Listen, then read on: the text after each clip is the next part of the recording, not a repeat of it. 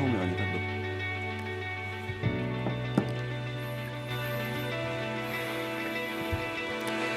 네, 포스트 코로나 스타트업 생태계를 논하기 위해서 오늘 자리를 마련했습니다. 연구개발특구진흥재단과 그 대전 MBC 그리고 대덕넷이 함께합니다. 오늘 주제를 논하기 위해서 귀한 분을 모셨습니다.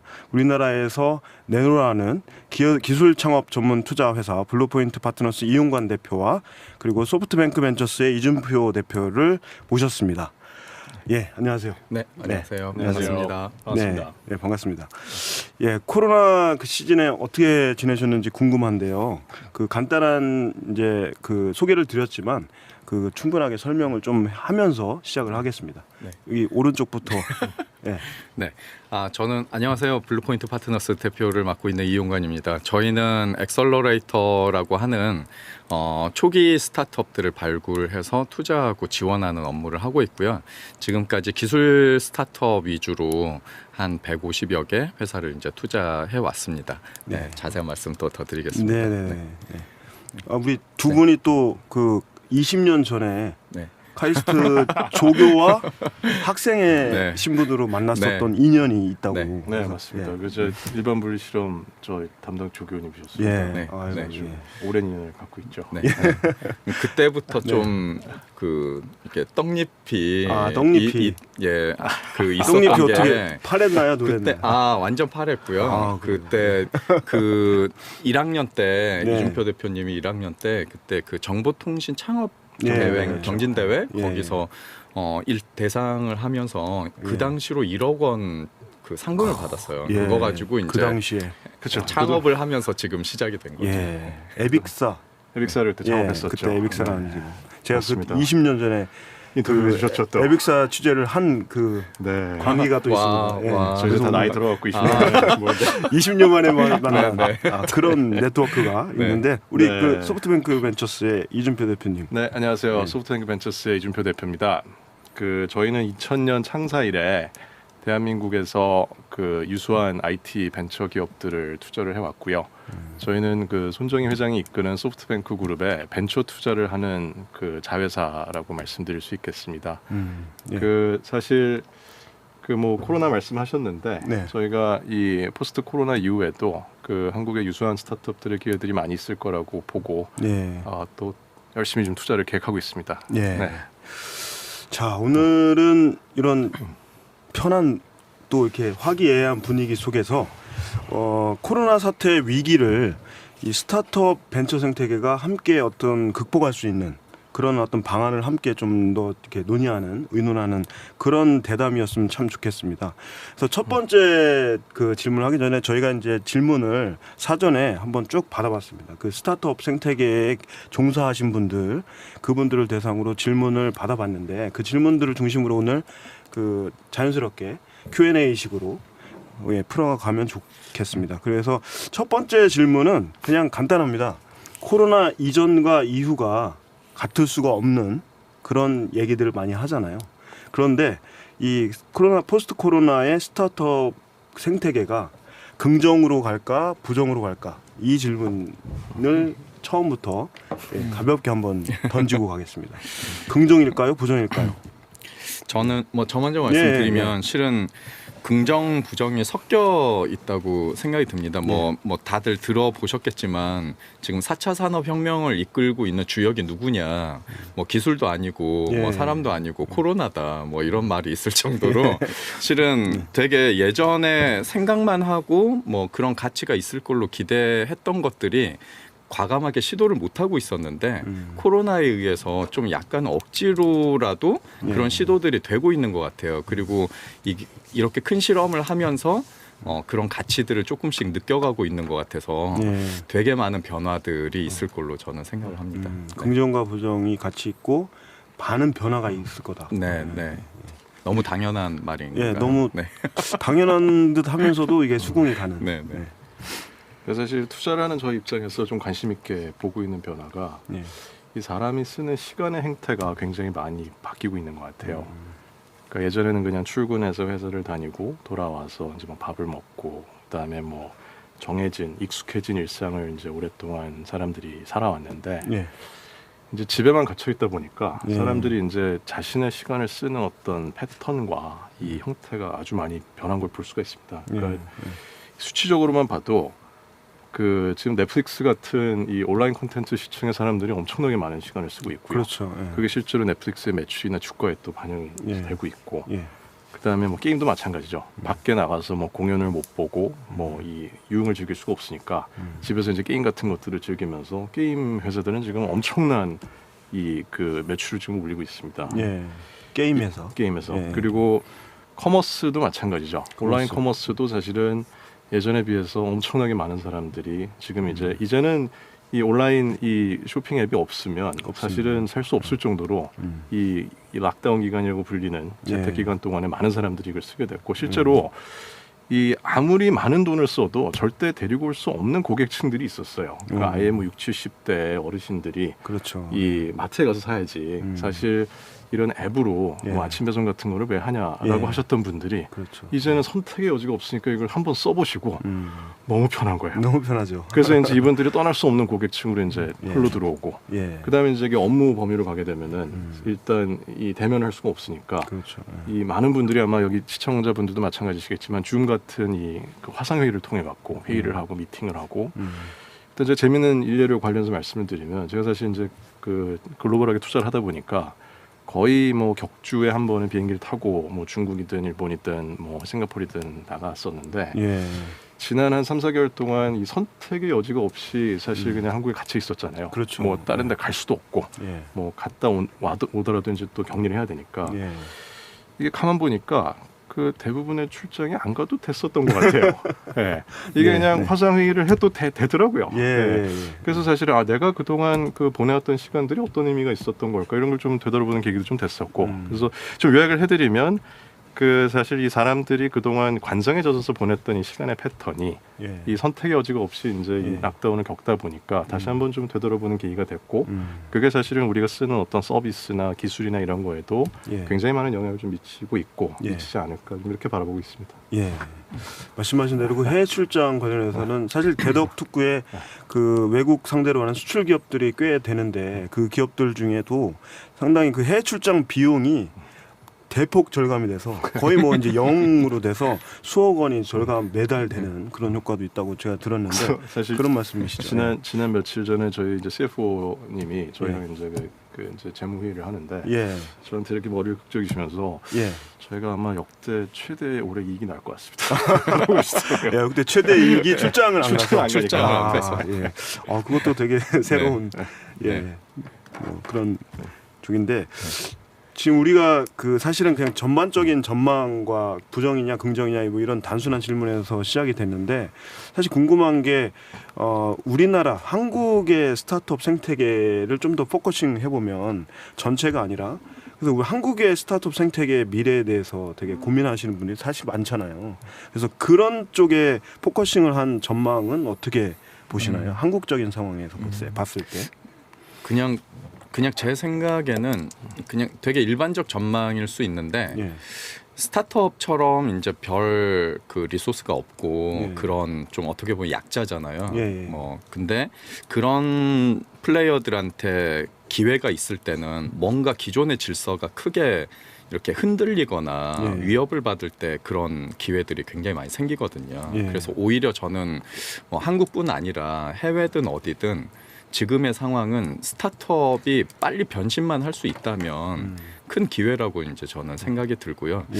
이제 다만 좀 이게 이제 변동성이 커져 있기 때문에 좀 자본의 입장에서는 예. 좀 이렇게 기존의 어떤 그런 성장 방정식을 좀 따라가지 않을 거기 때문에 이런 거에 대한 리스크로 좀 자본들이 조금은 머뭇머뭇할 것 같다는 생각은 들어요. 이게 네. 어느 정도 지속될지 모르겠지만 네. 실제로 한국도 좀 뭐 얼리 스테이지 같은 경우는 그래도 큰 영향이 없는데 저 뒤쪽에는 변동성이 너무 크기 때문에 리스크가 이제 어디로 튈지 모르기 때문에 네. 좀 그런 것 때문에 그 대규모 투자를 이루어야 되는 후방의 어떤 스타트업들 뒤에 레이스테이지 스타트업들은 예. 굉장히 지금 자본 조달이 좀 어려운 상황이거든요. 예. 그래서 그런 면으로 봤을 때 기회는 있으나 좀 스타트업마다 조금은 다를 것 같다는 생각이 듭니다. 네. 맞습니다. 그래서 사실 저희도 저희가 투자한 스타트업들한테 비슷한 관련해 갖고 조언을 좀 드려요. 이제 아무래도 유동성과 관련한 위기가 있을 것 같으니 가능하면 가장 보수적인 시나리오로 이 투자가 내년에 올해 안 될 수도 있다고 가정을 하고 작은 계획을 짜도록 하십시오. 저는 말씀들을 좀 드리고요. 그래서 실제로도 저희가 이용환 대표님 말씀하신 것처럼 올해 내년 그 이제 뒤에 좀 대규모 자본이 투자되는 거 있어 그 위축되는 게 좀 보이다 보니까 이제 그런 조언들을 좀 드리고 있습니다. 상당히 보수적인 전략을 짜서 준비를 하라 그런 네. 말씀이시군요. 그 아까 그 스타트업들의 변신이 잘 되면 잘 살아남을 거다라고 말씀하셨는데 사실 이 그 여러 가지 질문 중에 그 질문이 있었거든요.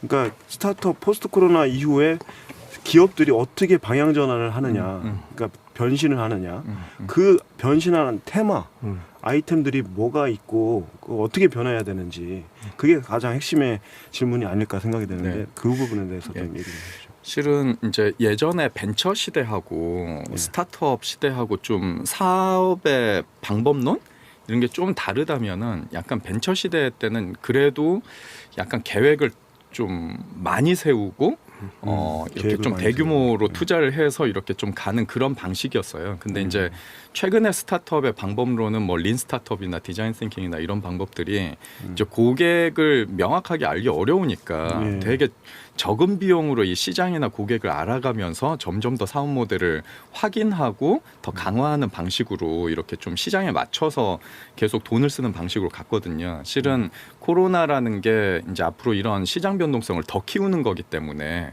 훨씬 더 일하는 방식이나 시장을 이렇게 대하고 준비하는 방식이 더 시장 친화적으로 밀접하게 적은 비용으로 어떻게 더 빨리 이런 것들 정확하게 알아내느냐 이런 것들은 더 추세적으로 더 강화될 것 같다는 생각이 들어요. 그런 부분에 있어서는 좀 스타트업들한테도 굉장히 큰 챌린지가 될 것 같아요. 되게 유연하고 민첩성이 있어야 되고 그런 말씀이시죠. 네, 그게 이제 예를 들면 실은 이제 시젠 같은 경우 우리나라의 어떤 진단기기 바이오 회사들이 그렇게 좋은 밸류를 받지는 못했었어요. 또 매출도 그렇게 좀 제한적이었고, 근데 이번에 되게 빨리 대응을 하면서 이런 이제 모니터링 시장도 굉장히 커질 수 있다. 이런 것들을 숫자로도 증명을 하고 또 이렇게 빨리 전환을 해서 인허가를 받은 업체들은 엄청난 수혜를 누렸잖아요. 그래서 그런 것처럼 어떤 대응력 이런 것들이 굉장히 중요한 역량으로 떠오를 것 같아요. 그 사실 이게 테마가 민첩성, 유연성. 그래서 이제 바이오 진단 키트 기업들 사례를 말씀하셨는데 사실 이게 스타트업 기업 입장에서 민첩하고 싶고 유연하고 싶은데 그런 어떤 시장의 상황도 사례도 있지만 또 다른 뭐 이런 사례들이 더 있을까요? 그런 그 유용한 사례들이? 예를 들면 최근에 정말 직격탄을 맞은 분야가 여행업이거든요. 그렇죠. 뭐 아시다시피 여행과 여행의 부수적인 뭐 항공 렌터카 업체들 뭐 지금 굉장히 힘들고 뭐 헐츠 같은 경우도 지금 파산 신청하고 뭐 그래서 어려워졌는데 이 와중에도 어떤 업체들은 이제 해외 가기 어렵다는 걸 알고 최근에 또 밖으로 나가고 싶은 욕망들은 다 또 기존에 존재하고 시도들이 되고 있으니까 이런 거에 또 아주 발빠르게 맞춰서 프로그램들을 이런 프로그램에 맞춰서 이제 또 빨리 개발하고 있거든요. 이런 그 상품들을. 그래서 저는 그런 것들이 어떤 노력이 아닐까 싶습니다. 네, 뭐 사실 말씀을 잘 해주셨는데요. 저희는 이제 조금 거시적 관점에서 기회들을 한국의 스타트업들이 좀 보시는 것도 좋을 것 같아요. 거시적 관점에서. 거시적 관점이라 하면 그 아까 이용관 대표님도 잠깐 말씀하셨던 것처럼 어쩔 수 없이 이 요구되는 이 상황들이 이제 발생을 하거든요. 예를 들어갖고 아파도 지금 병원을 쉽사리 갈 수 없기 때문에 원격 의료를 할 수밖에 없고 그러다 보니 이제 원격 의료가 이 열리게 되면서 예전에는 시도하기 어려웠던 스타트업들이 사실상 할 수 있었던 것들이 기회들이 사실 마련이 되고 있고 그게 사실 전방위적으로 뭐 리모트 워킹이라든지 아니면 이게 뭐 컨텐트 분야도 마찬가지고요. 이런 이 사람의 아까 말씀드렸던 시간과 행동의 어떤 패턴이 바뀜으로써 그다음에 이런 환경적 변화로 인해서 이제 열리는 윈도우들을 좀 바라보시는 게 좀 필요하지 않을까라는 거 하나 하고 두 번째는 이게 사실 제가 최근에 저희 동료들하고 나눴던 대화의 주제인데 그 코로나로 인해서 사실은 지금 이제 미국이 정치적으로 이 뭔가 어딜 블레임을 해야 되니 예. 지금 이제 중국을 막 블레임을 하잖아요. 그렇죠. 그러면서 사실상 그 중국을 어떻게 보면은 이 기술 인디펜던스를 할 수밖에 독립을 할 수밖에 없게 만드는 또 지금 상황을 이게 만들고 있거든요. 네. 그러다 보니까 뭐 반도체 같은 경우에 중국이 어떤 이 IP라든지 이런 것들을 미국에서 수급하기 어려운 상황이 발생하면서 그런 것들 결국 한국이나 유럽에서 좀 찾아야 되거든요. 네. 그러니까 그런 수요들이 이제 어떻게 보면 커다란 이 그 거시적 변화로 인해서 한국한테 기회들이 열리는 것들이 지금 보여져요. 네. 또 거꾸로 중국에서 뭔가 원천 기술을 수입해서 쓰던 기업들이 사실 중국 걸 쓰기가 어려워지니까 네. 또 한국에서 이제 그런 것들을 찾고 실제로 저한테도 문의가 와요. 네. 한국에서 중국 이런 것들을 수입을 했었는데 할 수 있는 기업이나 스타트업이 있느냐. 그러니까 저는 이러한 그 이 이슈가 더 가속화되고 네. 아마 향후 한 1, 2년, 한 2, 3년간은 크게 더 이슈가 될 거라고 보기 때문에 네. 그 사이에서 사실 한국이라는 국가, 그 안에 있는 스타트업들이 누릴 수 있는 어떤 반사이익과 기회가 굉장히 많지 않을까 좀 보고 있습니다. 네. 예. 기회가 많다. 일단 그런 메시지로 들리는데요. 네. 예. 그 아까 말씀하실 때 스타트업의 변신이 잘 되면 그렇게 잘 이게 극복할 수 있을 거다라고 말씀하셨고 또 투자자 입장에서는 또 이제 보수적인 그런 키워드가 나왔습니다. 네. 근데 이제 그 보수적인 게 사실 이렇게 체감하지는 못하잖아요. 그러니까 스타트업들이 어떻게 변할 거라는 투자자들이 어떻게 변할 거다, 어떤 마음을 갖고 있다 이런 걸 잘 모르는 상황이 많을 텐데 그 이전보다 그 투자자 입장에서 투자 의사 결정하기가 정말 그 어려워졌는지 그거를 좀 한번 말씀을 해주시면 좋을 것 같은데요. 실은 이제 투자도 이렇게 좀 단계별로 좀 차이가 있을 것 같아요. 이제 예를 들면 뭐 바다로 치면 바다 위에 지금 뭐 엄청난 태풍이 불고 있는데 그렇죠. 그 바다 위에 떠 있는 데들은 진짜 위험할 수 있잖아요. 근데 저 바다 밑에 그냥 아직 떠오르기 있는, 전에 심해에 있으면은 뭐 태풍이 오든 쓰나미가 있든 뭐 별 상관이 없거든요. 네. 지금 저 밑에 있는 게 어떻게 보면 굉장히 얼리 스테이지의 스타트업들이에요. 예. 전반적으로 위는 어렵지만 자기가 뭐 사람이나 자금을 엄청 가지고 하는 상황이 아니기 때문에 네. 위의 변동 사항을 계속 보면서 자기를 좀 시장에 맞출 수 있는 기회가 아직은 있거든요. 작기 네. 때문에. 그래서 저는 오히려 좀 얼리 스테이지한테는 보고서 할 수 있는 그런 기회가 있다. 그리고 투자 입장에서도 그런 데들은 오히려 좀 선두 투자하기가 예. 좀 괜찮다라는 생각이 들고 다만 이제 거의 수면으로 가까워 올라오는 그러니까 시장에 진입했거나 네. 진입을 뭐 엄청 많이 투자를 해서 진입을 하려고 네. 하는 회사들은 이걸 이제 방향을 바꾸는 데 드는 코스트가 엄청 들기 그렇죠. 때문에 실은 좀 어려울 수밖에 없거든요. 예. 그래서 투자자들도 이 상황에 진짜 많이 노출돼 있는 회사들은 암만 해도 좀 보수적일 수밖에 없고 예. 그래서 그 두 개가 좀 갈리지 않을까라는 생각이 들어요. 예. 네. 아니, 바다 환경에 이렇게 비유를 해주시니까 되게 이해가 잘 되는데요. 예. 그러니까 네, 변동성 위에는 변동성이 그만큼 네, 네. 시장 환경에서 많으니까 그렇죠. 섭불리 거기든 투자 되게 보수적으로 이루어질 네, 네, 것이고 네. 밑에 얼리 스테이지는 심해 있기 때문에 네. 되게 투자는 거기에 네. 좀 이렇게 잘 이루어질 수 있다. 네네. 예.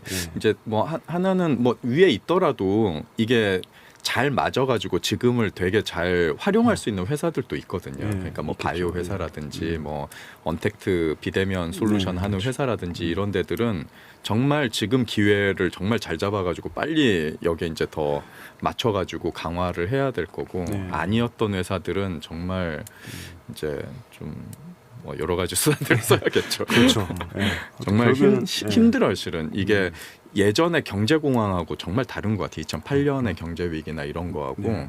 그건 어떤 지금 같은 경우는 뭐 너무 전 지구적으로 막 그렇죠. 이런 문제가 있으니까 예. 예전에 없던 큰 쇼크인 것 같아요. 네. 그래서 실제로 저희도 사실은 이제 좀 레이 스테이지 투자를 하다 보니까 그 한 지난 몇 개월 동안에 그 저희가 조금 투자를 슬로우 다운 하기는 했어요. 아, 그래서 어떤 예측이 뭐가 좀 돼야 아, 계획을 그렇죠. 짜고 이제 판단을 해서 투자에서 결정을 하는데 사실 지금 굉장히 많은 변수들 속에서 이 1년, 2년 후 예측이 좀 어렵다 보니까 예. 사실 지난 몇 개월은 저희가 조금 보수적으로 이 상황을 좀 지켜보자라는 상황이었고 이제 저희가 이제 다시 최근부터 이제 투심을 좀 하면서 다시 이 딜들을 보고 있거든요. 예. 근데 이제 이용환 대표님 말씀하신 것처럼 일단 이번 코로나로 인해서 사실 옥석 가리기도 좀 되고 있지 않나라는 생각도 좀 들긴 해요. 그러니까 네. 물론 이제 직격탄을 맞아서 여행업이라든지 이제 이런 어쩔 수 없이 이 뭐 단기적일 수 있는 이 수요 감소로 인해서 어려움을 겪고 있는 것들도 있는데 이번 기회에 그 자본을 갖고 있던 투자자들이 다시 한번 좀 이 기회를 좀 잘 이밸류에이션을 하면서 네. 접근을 좀 하는 계기는 되지 않았나 이렇게 좀 보고 있습니다. 옥석 구분까지 네. 되는. 네. 그 아까 사실은 그 뜨는 분야가 있다. 바이오에스나 뭐 언택트 그쪽 그 비즈니스 하시는 기업들. 사실은 이제 분야별로도 사실 뜨고 지는 기업들이 이번에 이제 나왔잖아요. 그리고 많이들 이제 거론되고 있고. 그래서 이제 투자자 입장에서는 더 이제 구체적으로 그 각광받을 분야 이런 그 테마들이 그 되게 관심이 있어하고 전 지구적으로 예 그러는데 그 분야에 대해서 좀 한번 더 네. 이어나가 볼까요? 실은 이 부분에 대해서는 너무 막 그 뉴스나 예. 이런 데서도 많이 많이 다뤄가지고 그렇죠. 뭐 아마 대부분 알고 계실 거예요. 그래서 이제 그 좀 2차, 3차적인 영향에 의해서 일어나는 좀 분야들, 영향을 받을 분야들에 저는 조금 더 관심이 많은데 실은 그거는 솔직히 누구도 예측하기는 힘들어요. 예. 저는 최근에 일례로 최근에 그 젊은 사람들이 등산을 굉장히 많이 한다는 얘기에 되게 놀랬었거든요. 아, 예, 거의 클럽 네. 수준이라고 그러더라고요. 등산이. 예. 그래서 예전에는 이제 되게 좀 어르신들 많이 다니고 뭐 이랬었는데 지금은 이제 젊은 친구들도 이렇게 밀집된 공간에 가는 게 암만 해도 힘들다 보니까 그렇죠. 뭔가 밖에서 야외 활동은 필요하고 그래서 제일 경제적이면서도 좀 괜찮은 게 이제 뭐 등산이라 해서 요즘 젊은 친구들도 되게 많이 간다고 하고 이런 거는 솔직히 이렇게 예측하기가 힘들잖아요. 그렇죠. 일어나 봐야 아는 일이고 그래서 되게 힘들고 또 하나는 산업적으로는 저는 되게 뭐 좀 특이한 생각일 수도 있는데 저는 오히려 깨끗함에 대한 가치를 되게 많이 느끼게 된 계기가 된 것 같아요. 이번 코로나가 예. 사람들이 활동을 되게 그렇죠. 좋게 하면서 예. 뭐 물이든 공기든 이런 것들이 되게 깨끗해지고 네. 저희도 서울 사무소에서 보면 예전에는 진짜 막 그 강남대로가 뿌했었는데 예. 맑은 날이 되게 많아요. 예, 되게 시야도 가시거리도 길고 그래서 저는 이걸 하면서 어떤 생각이 드는 게 그 전기차라든지 환경 아이템 같은 게 의외로 좀 빨리 좀 갈 수 있겠다라는 생각이 들었어요. 왜냐하면 이 전 지구가 되게 경험을 한 거잖아요. 이거를 그렇죠. 이거에 대한 가치를 되게 짧지만 중요하게 경험을 해서 예전보다 되게 빨리 갈 수 있지 않을까? 이런 실험을 할 수가 없잖아요. 그렇죠. 예, 근데 코로나 덕분에 어쨌든 예. 강압적으로는 하게 됐지만 예. 되게 그런 환경이나 이런 분야들 그러니까 언택트뿐만이 아니라 어떤 사람들이 덜 움직이고 덜 훼손하면서 생기는 이런 가치들 이런 것들이 깨끗함의 가치. 그런 것들이 좀 관심 받지 않을까? 예, 예. 그런 생각이 분야 말씀하셨는데 깨끗함의 가치를 말씀하셨는데 이게 상당히 인상 깊습니다. 네. 이준표 대표님 어떤 분야가 각광받으실 것 같아요? 사실 뭐 이용환 대표 말씀하신 것처럼 뭐 워낙 미디어에 뭐 언택트 마켓이다 하면서 뭐 예. 굉장히 많은 얘기들이 나와서 저희가 어떤 분야를 말씀드리는 건 좀 진부하지 않을까 생각이 좀 들고요. 근데 네. 다만 그 제가 개인적인 경험 이 코로나 재택근무 기간에 겪었던 거 하나만 좀 일화를 소개를 드리면 그 제가 저도 이제 집에 계속 있으면서 근무를 하다 보니까 사실 좀 답답하더라고요. 네. 근데 하루는 이 게임 업계 대표를 했던 친구가 네. 그 집에 초대를 해서 이제 제가 잠깐 뭐 일 얘기도 할 겸 갔는데 그 자기가 최근에 이 최신 VR 기계를 샀다는 거예요. 네. 그래서 한번 해보지 않겠냐. 네. 옛날에 네가 3, 4년 전에 봤던 VR 기계하고는 다르다. 네. 훨씬 작아지고 화질도 좋아지고 그리고 재밌는 콘텐츠도 있으니까 한번 해보라 그래서 네. 뭐 그런가 하고 제가 이제 들어와서 10분 정도 해봤는데 네. 벗고 나오니까 1시간이 지났더라고요.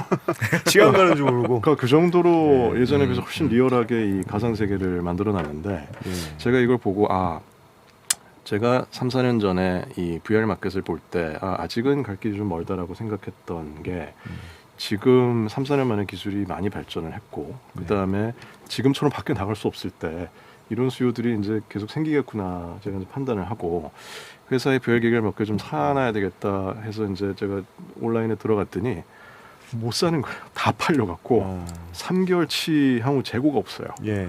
그래서 제가 느낀 게 사람들이 나름 이 또 집에 갇혀 있는 동안에 나름의 방식으로 외로움, 그다음에 뭐 소셜라이징 하고 싶어하는 욕구 이런 것들을 가상현실을 통해서 푸는구나. 근데 이게 단순히 어떤 그런 소셜라이징을 넘어서서 이 정도의 퀄리티면 사실은 어떤 이 일과 관련된 어떤 공간, 예. 뭐 회의 같은 것도 할 수 있지 않을까. 네. 그래서 이 기술이 이 정도 속도로 발전하다 보면 이 가상이라는 공간에서 우리가 실물 경제에서 느꼈던 어떤 여러 가지 가치까지 예. 옮겨갈 수 있지 않을까, 이제 이런 생각을 좀 하게 된 계기가 됐어요. 네. 그래서 뭐 꼭 VR이라고 표현되지 않아도 되는데, 저는 이 현실 세계와 어떤 온라인 세계의 어떤 경계가 조금 더 허물어지면서 예. 이 변화가 좀 생기지 않을까, 예. 좀 그런 생각을 하게 됐습니다.